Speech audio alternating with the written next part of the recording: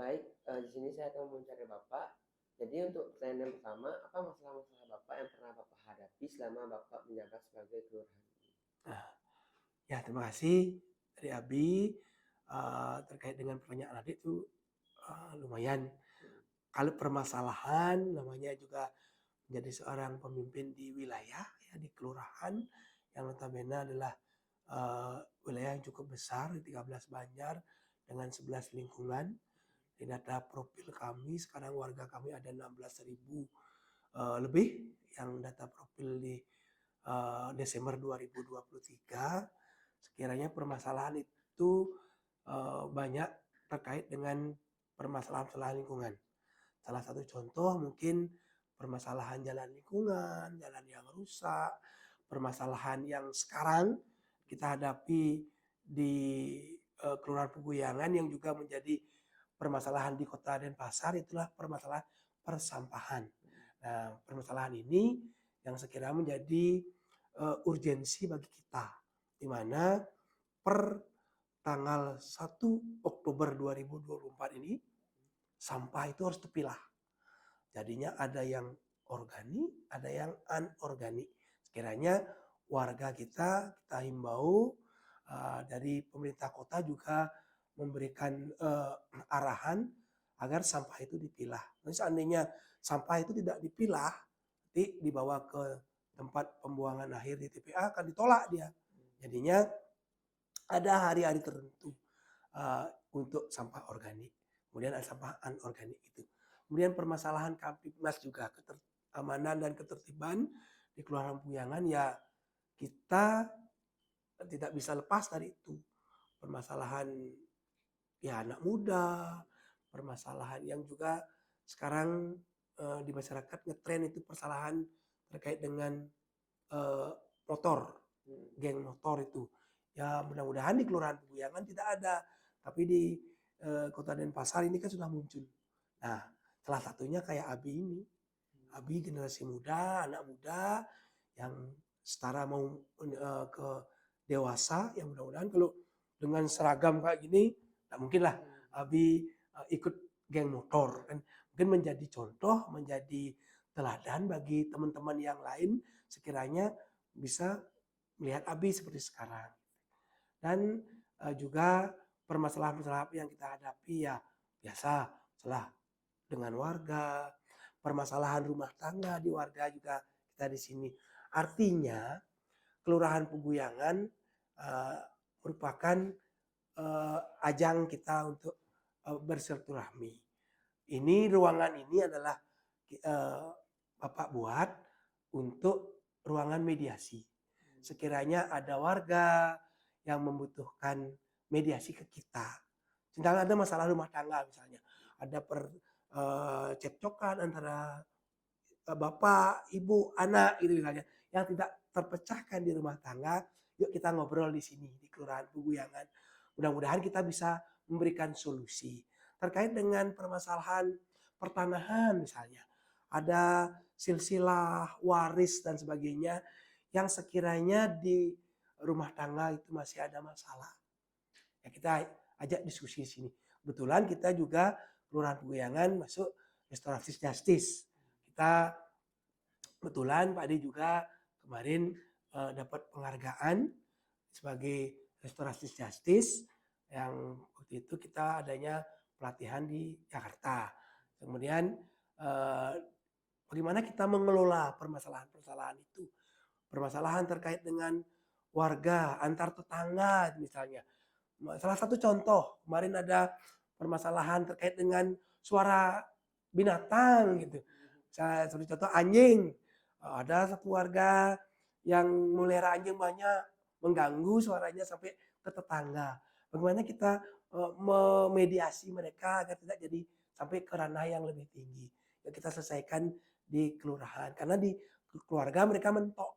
Ya jadinya kita remuk di sini dengan kepala dingin lah ngobrol dengan melapor yang pelapor dengan yang terlapor. Kita ajak diskusi di sini akhirnya terselesaikan dengan damai.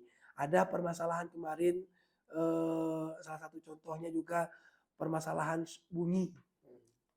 Ada satu pabrik pabrik katakanlah bukan pabrik namanya, tempat pengelolaan sampah anorganik seperti plastik gitu misalnya, di lingkungan Prajasari. Kemudian ada tetangganya yang melaporkan bahwa sering terjadi kebisingan suara. Karena ya namanya tempat pengepresan benda-benda plastik itu kan ada suara. Ya kita coba mediasi dengan bantuan Pak Kepala Lingkungan juga, dengan bantuan Bapak pihak kepolisian, kita punya Babin Kamtibnas namanya, kemudian kita punya Babinsa dari tentara, kita ajak mediasi dengan warga, akhirnya bisa kita selesaikan, tidak lanjut ke ranah yang lebih tinggi. Kemudian kemarin di Jalan Ayani ada perbaikan jalan, ada satu warga yang memang trotoar itu tidak bisa dipergunakan untuk berjualan atau parkir sembarangan. Nah, ini kita mediasi bersama bagaimana caranya agar aturan-aturan itu ditegakkan. Itu sih beberapa contoh yang sekiranya mungkin kita bisa laksanakan. Dan samping itu juga terkait dengan kepemimpinan, kami di Kelurahan Peguyangan sekarang ini melaksanakan kegiatan keterbukaan terkait dengan publik. Satu, pelayanan. Kayaknya mungkin Mbak Abi silahkan melihat-lihat nanti ke pelayanan kami di kelurahan. Mungkin ada staf-staf kami yang mungkin kita terapkan.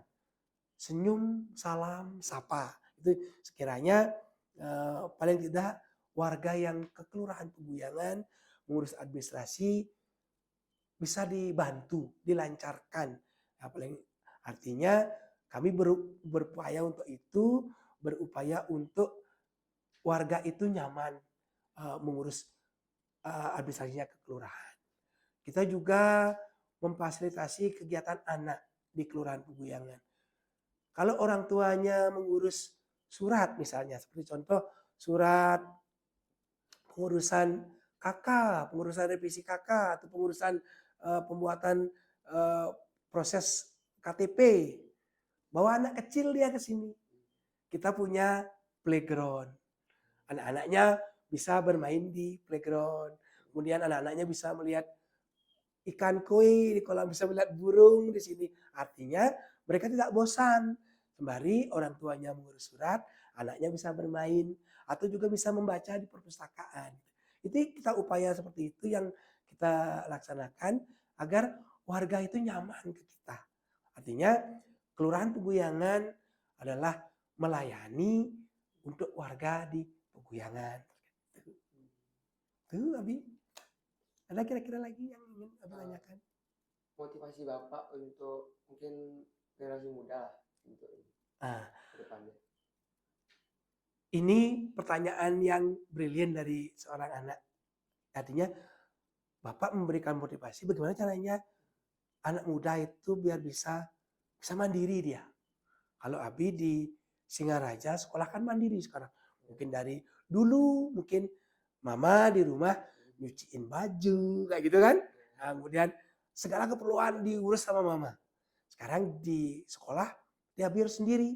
Nah, inilah yang bisa menjadi contoh pada anak-anak muda yang lain. Mudah-mudahan anak-anak muda yang lain di Kelurahan Peguyangan bisa mencontoh seperti Abi. Salah satunya. Tidak aja sekolah di Taruna Mandara, tapi sekolah-sekolah lain. Biar bisa anak-anak itu mandiri. Sekarang di Karang Taruna Suta Mandala, Kelurahan Peguyangan juga seperti itu. Nanti Abi sekarang kalau di Banjar sudah masuk STT, sekarang silahkan nanti ikut di kegiatan Karang Taruna. Habis kemarin kan kita baru habis melaksanakan Peguyangan Festival yang kedua. Artinya udah 2 tahun kita melaksanakan Peguyangan Festival yang Astungkare yang sekarang ini lebih meningkat lah. Ya, ada penggelaran dari anak-anak dari TK, kemudian dari SD, SMP, kemudian kita punya SMK di sini. Itu juga ikut. Kemudian kita punya perguruan tinggi dan sekolah-sekolah setingkat itu yang juga ikut. Nah, siapa tahu nanti ke depannya ilmu-ilmu yang Abi dapatkan di Taruna Mandara bisa diterapkan di kelurahan, di Karang Taruna seperti itu ya. Contoh yang bagus. Artinya Abi bisa memberikan teladan pada teman-teman yang lain. Silahkan diketok tularkan ke yang lain. Bukan hanya harus masuk Taruna, enggak. Tapi semangatnya Abi, mandirinya Abi ini saya kira perlu ditiru oleh teman-teman yang lain. Pak De juga mendorong sekali kalau ada anak-anak muda yang walaupun mereka tidak sekolah di Taruna Mandara, tapi sekolah tempat lain juga biar bisa mandiri. Ya. Baik Pak D, mungkin sekian wawancara yang saya paparkan. Mohon maaf jika ada salah kata. Saya tutup dengan para pesan. Terima kasih Om Santi tadi Om. Terima kasih Pak. Siap. Keren.